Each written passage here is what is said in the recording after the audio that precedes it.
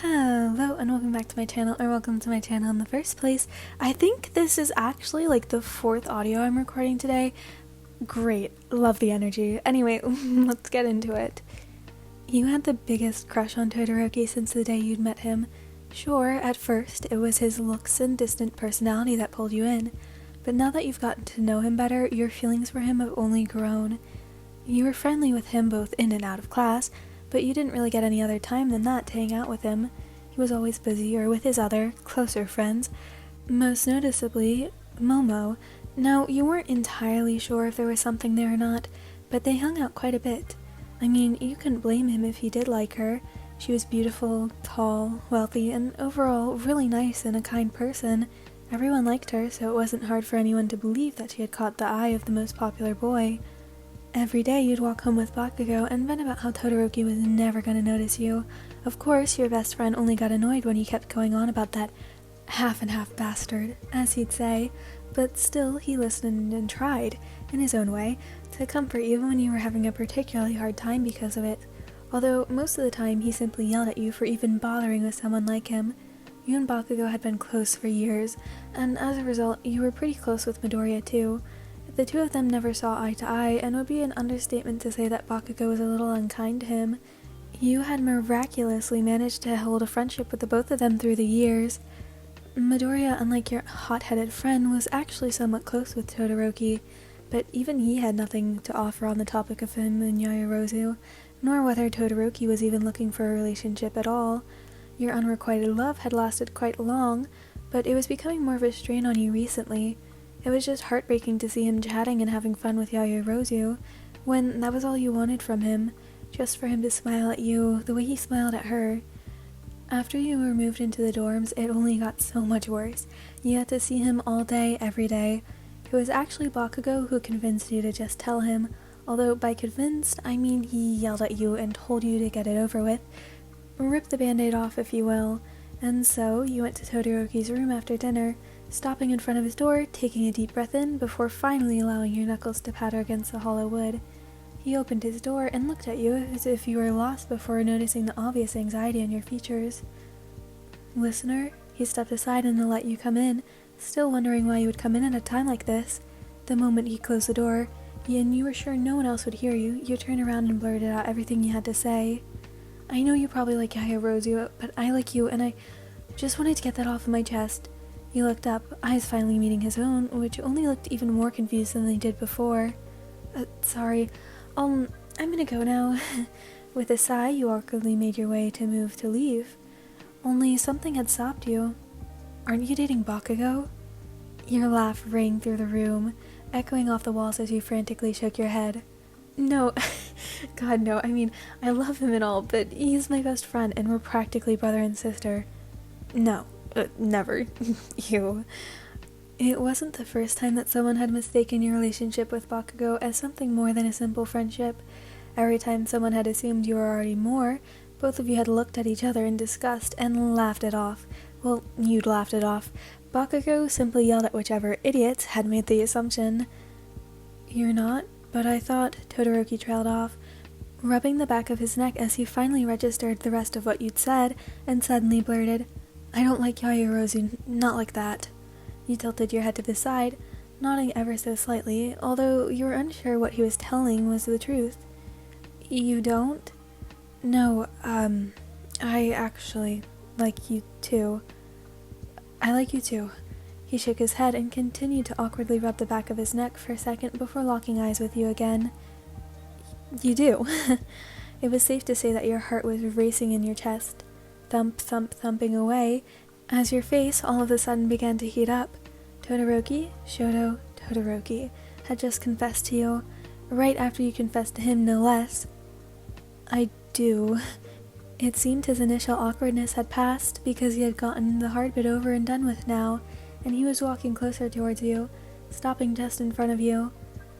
So, I like you, you like me. What exactly does that mean? You asked. Todoroki simply sighed and took a step back again. I don't know? You don't know? What do you mean? He walked over to his bed and sat down, waiting for you to follow and sit beside him before continuing.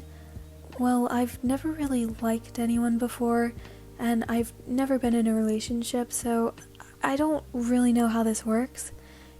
It warmed your heart that he was putting so much thought into it, stressing about the little things because he didn't know. It was cute, and although he was the always confident Todoroki, you could see that he needed some reassurance. I've never had a boyfriend before either. Well, not at least a proper one. There was one in like 6th grade, but we can figure out this together if you'd like to. Take it one step at a time until we know what it means. Looking at the ground, he nodded and looked back to you, eyes meeting yours once again. I think I'd like that. Time skipped to later in your relationship. Todoroki hated it. He hated how you were spending so much time with Bakugo. Normally, you two would only ever hang out in the common room or go out to get something to eat, but now you were spending time in his room, his bedroom. Bakugo hated having people in his room. It was almost and completely off limits in the dorm. So why were you, Bakugo's friend, allowed in there? He even got funny about Kirishima and Kaminari going in there sometimes. He just couldn't understand it. You had always been friends with him, sure, but it wasn't anything super special. Just a normal childhood friendship, although he still had some boundaries up. Sure, you were friends with pretty much everyone, and people just took a natural liking to you, Todoroki and Bakugo included, but you were even spending your lunches with him. Only him, and he hated it.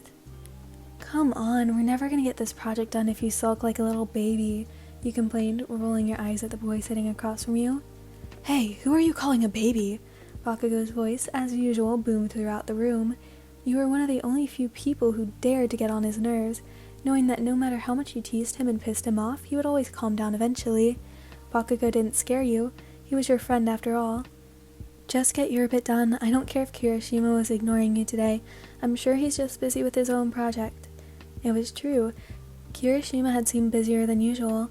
With the internships and all of the work that the teachers had been giving out lately, it wasn't a huge surprise that he would be a little preoccupied with other things for a while. Bakugo knew this, but he still couldn't help but feeling annoyed that he couldn't hang out with one of his best friends. The boy huffed, and although still sulking, continued to work as you asked. You just wanted to get this project over with so that way you could spend time with Shoto. The number of times you had blown him off just to try and finish this project was tallying up now. Sure, he was just as annoyed as you. There was only a little bit more to do now, and you'd be finished in the next couple of hours. Then you'd be able to make your way to his room and cuddle. That was all you wanted. Just some time to cuddle with your boyfriend. Unfortunately, a couple of hours seemed to be a miscalculation on your part, because it took almost all of the night to get finished. It was past 10 by now, and Bakugo seemed a little more than ticked off that he wasn't already fast asleep, but you were determined to get everything finished. Staying in Bakugo's room so late into the night could send the wrong message to your friends, more importantly Todoroki. However, the thought hadn't crossed your mind, but it had crossed his. You were just saying goodnight, rolling your eyes as Bakugo groaned in response from his bed when the door flew open. Bakugo simply buried his head under his pillow while you jumped back, clutching tightly at the folders in your hand. Shoto? The boy looked angry.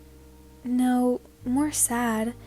He then glanced at what you were holding and noticed the pile of pens and scrunched up papers scattered across the floor of Bakugo's usually tidy room. When his eyes met yours again, he raised an eyebrow. A project? You were confused. Surely you had told him that Bakugo was your partner for the project, hadn't you? Maybe it slipped your mind? Yeah, we just finished it. Todoroki raised a hand and scratched at the back of his neck, averting his eyes from yours before turning around. Suddenly, you realized what was going on. It had slipped your mind. You were so focused on getting it finished that way you could spend time with him that you hadn't told him why you were spending so much time with Bakugo. It was your fault he'd gotten the wrong idea, but you never would have imagined he'd come storming into Bakugo's room so late at night because of you. Silently, you followed him back to his room, placing the work down as Todoroki sat at the end of his bed and placed his head in his hands. He released a deep and lengthy exhale as you sat down beside him. Sorry, I should have asked what you two were doing. I wouldn't have come in, it's late and you were still in there, so You rested your head on his shoulder. It's okay, it's my fault for forgetting to tell you. No, it's not your fault. I shouldn't have let it get under my skin. I don't know what came over me, he admitted, lifting his head from his hands to rest it against yours. With a soft chuckle, you lifted your head up and faintly smiled at him. It's called jealousy. You were jealous. His brows furrowed. Me? Jealous? Of Bakugo? You rolled your eyes and leaned in, pecking his lips. It's okay to be a little jealous sometimes, especially if you're jealous just because of me. Just don't work yourself up over it again, okay? You can talk to me, anytime. He hummed and stood up, circling around the bed to climb back under the covers. Following him, you got up too and flicked off the lights. Todoroki propped himself up slightly, watching you as you walked to the other side of his bed. You're not going to your room tonight, are you? You shook your head and pulled up the blankets. Nope. Once you had climbed in next to him, tucking your feet in the blankets, he wrapped an arm around your waist. Settling into bed next to Shoto was always a nice way to end the day. He was warm, always so warm, and you loved the way he snuggled his head into the back of your neck, and how his fingers would occasionally rub the skin of your side so smoothingly. Most importantly, you loved him. Good night, he mumbled in your ear, holding you close. Night, you hummed back, closing your eyes and finally getting some sleep after such a long day. Alright, so that's the end of this one. I hope you enjoyed. I think it was kind of cute. This was two fanfics merged together, so sorry if some of like the background, like, oh, you and Bakugo were best friends or childhood best friends kind of merged and like didn't make sense. It's still by the same author, but yeah, you know, things happen. Music link, fanfic link, Discord link, and my Amazon wishlist are all in the description. Wow, that one was quick today. Alright, I hope you have a great rest of your day, night, whatever, and I hope to see you in the next one, and goodbye!